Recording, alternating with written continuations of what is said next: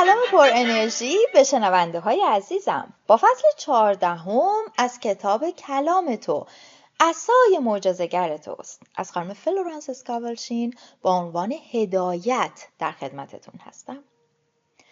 راهنمود انسان از طرف خداوند همواره پیش روی او قرار دارد. زنی بسیار گرفتار بود و از وضعیت بد خود عذاب می‌کشید. با خود اندیشید آیا دوباره وضعیت من سر و سامان خواهد گرفت و افق روشن خواهد شد؟ خدمتکارش که نزدیک او ایستاده بود در این مورد حکایتی تعریف کرد. ولی زن چندان نگران بود که نمیتوانست به سخنان خدمتکار توجه کند. ولی سعی کرد با صبر و حوصله به اون گوش فرا دهد. خدمتکار گفت روزگاری در هتلی کار می‌کردم که باغبان بسیار مهربانی داشت و حکایات جالبی برای من تعریف می‌کرد. 3 روز پشت سر هم باران بارید. از اون پرسیدم آیا هوا دوباره روشن خواهد شد؟ پاسخ داد پناه بر خدا، مگه همیشه روشن نمیشه؟ زن تعجب کرد. این جمله دقیقاً پاسخ سوال خودش بود. پس در کمال خضوع گفت خدا رو شکر که همیشه از نور روشن می شود. چندی بعد مشکل او نیز برطرف شد.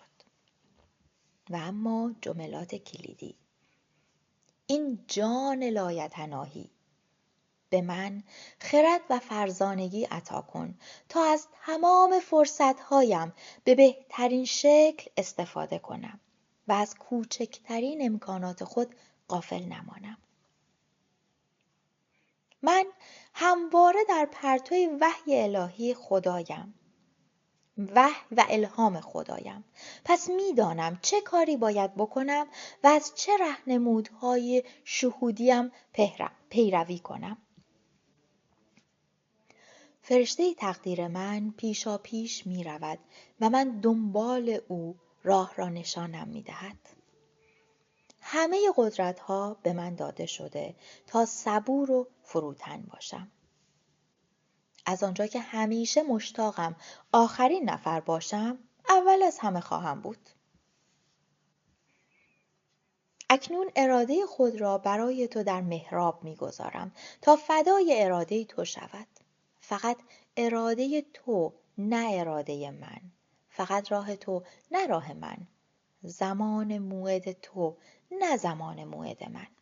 من اینطور طلبیدم که بیدرنگ انجام می‌گیرد. در ملکوت هیچ رازی وجود ندارد. هر آنچه باید بدانم همکنون در پرتو الهی بر من فاش می شود. من وسیله‌ای هستم کامل و تسلیم امر خدا تا مشیت الهی خود را از طریق من برقرار سازد و همکنون طرح کامل او برای من آشکار می گردد.